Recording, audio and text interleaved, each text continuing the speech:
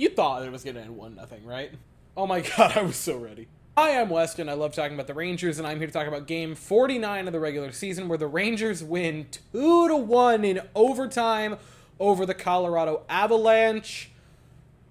And they return from the All-Star break with such a important and meaningful win. It was a random game in early February, I hear you say. And while yes, you are technically correct, there was a lot riding on tonight's game, and it might not feel like that from an outside perspective, but to really look at the game as a whole, that was monumentally important for the Rangers to come in and win this game, because last week, or week and a half ago or so, I don't know if you know this, there's been a long break. The Rangers went into the All-Star break like this, get killed by Vegas, and then win 7-2, scoring 7 in a row against Ottawa.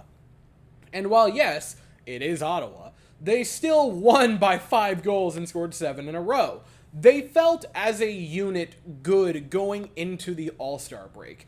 And then, while at the All-Star game, Igor Shesterkin in the first night of shootouts against Matthew Barzal, and then in the All-Star game itself, plays out of his mind, looks fantastic. Trocheck had a nice little weekend for himself. The team, seemingly on their own, just as individuals, had a good 9 days of rest. They come back. Reports out this morning that the vibes were immaculate at practice. Everyone was feeling loose. Everyone was feeling great. They come into a game against a really good opponent in the Colorado Avalanche, and they're feeling good. They're coming off a win, even though it was almost 2 weeks ago. If they had come into this game and lost it 1-0, with all that goodwill, and I know Igor wasn't even in net tonight, but with all of that goodwill, with all of those happy, fuzzy feelings over the past 9 days, to lose 1-0, to get shut out in the return to play, dude, I don't know what that does to a locker room's mentality, but I can guarantee you it's nothing good, and especially with the way this game played out, because for the first 20 minutes, in the first period and the second period, I thought the Rangers, despite the shots against, played pretty solid defensively and kept it pretty even in terms of play driving wise against the Avalanche. A noteworthy part of the first period for the Rangers was how chippy it was, specifically Mikko Rantanen and K'Andre Miller, who get into quite the skirmish around the net, because Rantanen cross-checks K'Andre Miller in the back of the net and then tips over, and as he stands back up, K'Andre Miller goes, "Oh wait, I am actually a large gentleman." Puts him in a headlock, and then body slams him to the ice. And I swear to God, I've said this a lot, that the world as a whole is transpiring against K'Andre Miller to keep him out of an actual fight.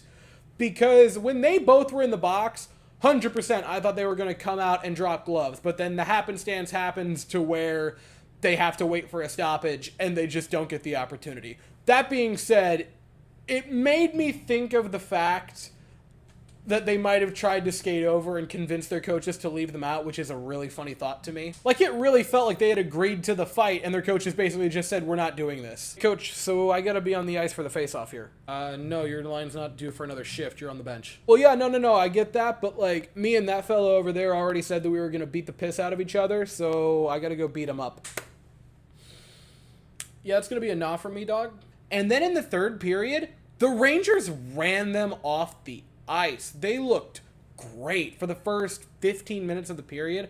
The Avs got a couple of really good chances late in the third period, but for a long while in that third period, the Rangers were punching down on an opponent to the point where at the 10-minute mark, at the 7-minute mark, or 13-minute mark, 14, 15-minute mark, in the back of my head, I was thinking that the Avs were the ones that were just hoping to get to overtime with a point. They looked that good, but they still had to come back in the third period and tie the game up and then go into overtime and win it. How do you get there? Well, late in the first period, Nathan MacKinnon, I don't know if you're aware of this, but Nathan MacKinnon's a pretty darn good player, cruises into the Rangers zone. I think he took it from his own defensive zone all the way through the neutral zone, takes it into the offensive zone, and then fires a pretty innocuous shot past Jonathan Quick. Now, here's the thing. At face value, you're thinking to yourself, wow, I'd like for Quick to make a stop there. But then you think about it for a second and you go, oh, wait. Yeah, that's Nathan MacKinnon.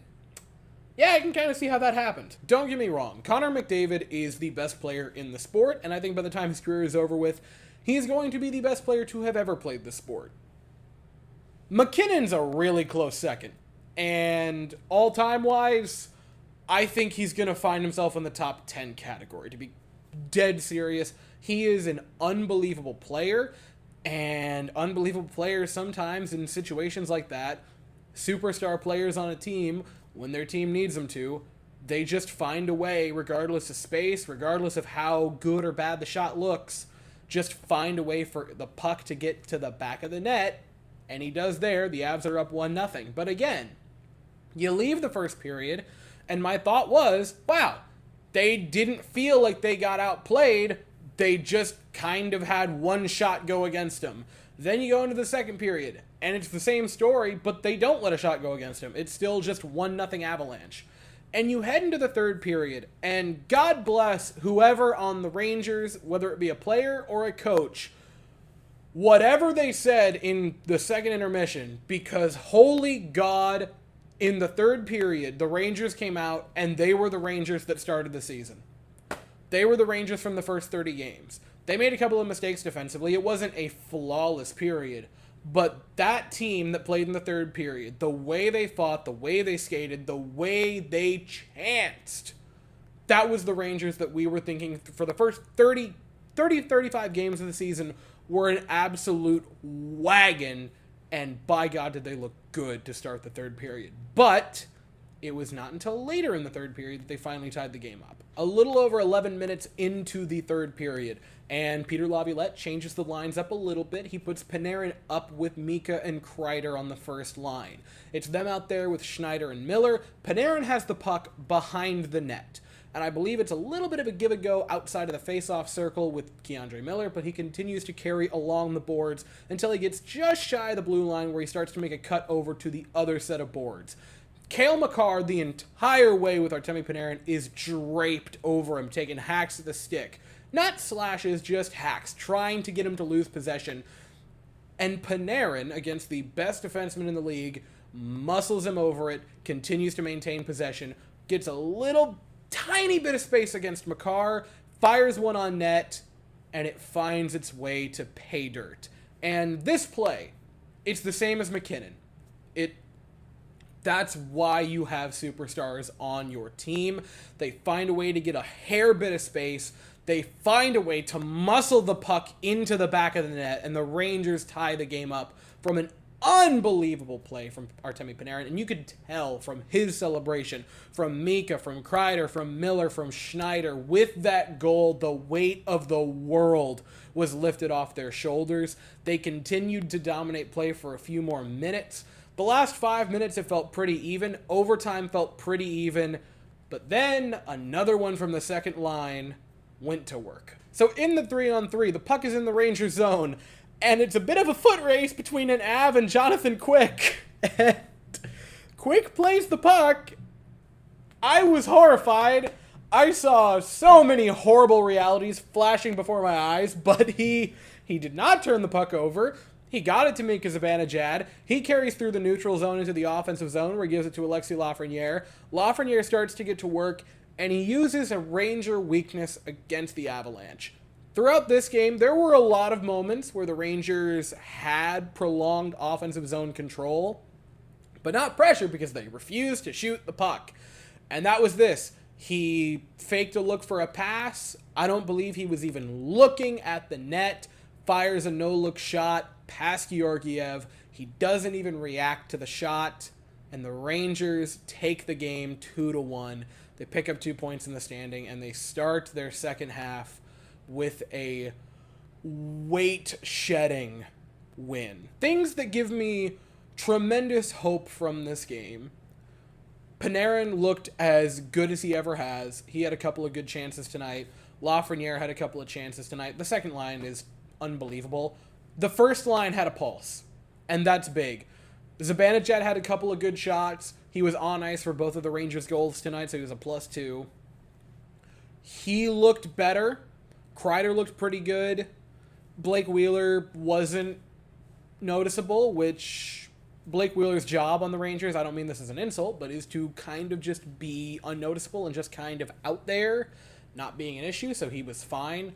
Zibanejad looking like he was a live player and not a corpse being drug around by marionette strings from the roof of MSG was incredibly encouraging. And he's going up against a team now Wednesday that he has a track record of doing really, really well against. Like, of the two teams that you want Zibanejad to face when he's in a slump, it's either Tampa or Philly.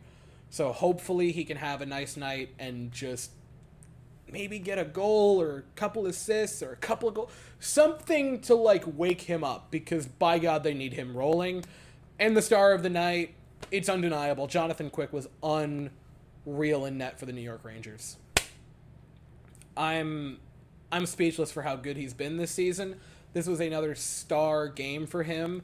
As a guy they brought in for league min to be a backup, the job Jonathan Quick has done here is unimaginable, and I would be very content to have him as long as he would like to be here as the backup. I'm not saying to take Shesterkin's job away. I've seen that argument. That is dumb. Shesterkin is the future goaltender, but as long as he wants to be a backup, I would love to see Jonathan Quick in the Rangers jersey. He looks like he was born to be a blue shirt, and I would love to have him for a couple more years until his twilight finally fades and he heads to the Hall of Fame. I would love for him to be on this team. The Rangers get a massive victory.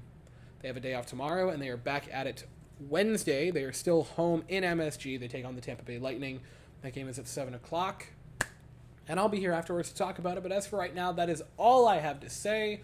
So, if you enjoyed the video, please consider to like and subscribe. Thank you all so very much for watching.